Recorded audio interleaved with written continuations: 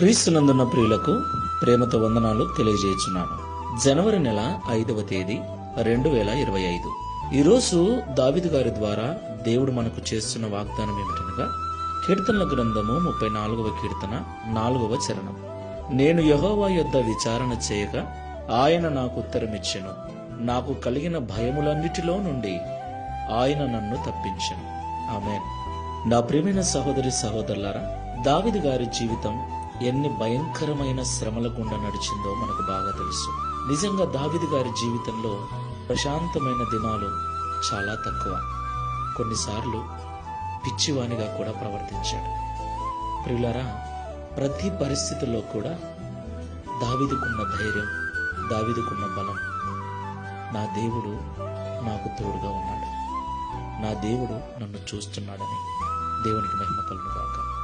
తనకొచ్చిన ప్రతి బాధలో, తనకొచ్చిన ప్రతి శ్రమలో ఆయన దేవుని యొద్ద అడిగినప్పుడు, అయ్యా ఈ బాధ ఎందువలన వచ్చింది, దీనికి అంతమేమిటి, దీని పరిస్థితి పర్యవసానం ఏమిటని అడిగినప్పుడు దేవుడు ఆయనకు ఉత్తరమిచ్చి ఆయనకు కలిగిన భయాలన్నిటిలో నుండి దేవుడు తప్పించాడు.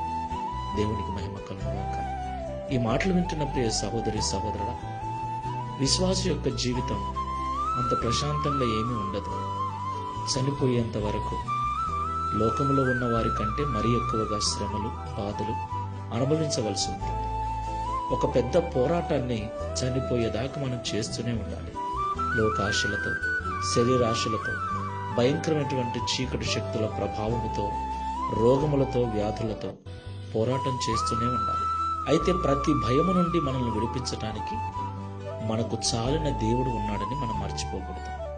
దావీదు వలె మనము కూడా దేవుని యొద్ద విచారణ చేసినప్పుడు, దేవుణ్ణి అడిగినప్పుడు ఆయన మనకు సమాధానమిచ్చి మన భయములన్నిటినీ తొలగిస్తాడు.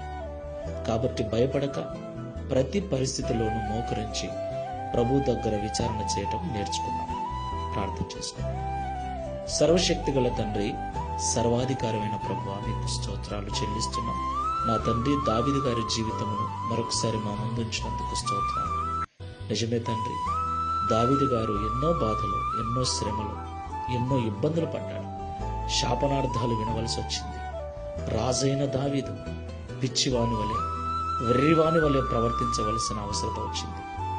ఆకలి దప్పులకు అలమటిస్తూ కుటుంబాన్ని వదిలి అరణ్యాల పాలై అడవులలో తిరగవలసిన పరిస్థితి. అయ్యా, వాటన్నిటిలో కూడా దావీదు నీకు మొరపెట్టినప్పుడు, నీ యొద్ద విచారణ చేసినప్పుడు దావీదుకు ఉత్తరమిచ్చి, సమాధానమిచ్చి, దావీదుకు కలిగిన ప్రతి భయములో నుండి విడిపించి తప్పించిన దేవా, నీకు స్తోత్రాలు. ఈ మాటలు వింటున్న మా ప్రియులను జ్ఞాపకం చేసుకో. ఏ ఏ విషయాలకు భయపడుతున్నారో, ఏ ఏ పరిస్థితులను బట్టి భయపడుతున్నారో, ఏ వ్యక్తులను బట్టి భయపడుతున్నారో జ్ఞాపకం చేసుకోండి. దావీదు వలె నీ యుద్ధ విచారణ చేయనట్లుగా ప్రతి బిడ్డను ప్రార్థన ఆత్మతో నింపండి. తద్వారా వారికి కలిగిన ప్రతి భయము నుండి విడుదల కలిగించి దావీదు వలె మేము కూడా సాక్ష్యం ఇచ్చినట్లుగా సహాయం చేయమని యేసు నామములో ప్రార్థిస్తున్నాము తండ్రి. Amen. Praise the Lord. God bless you.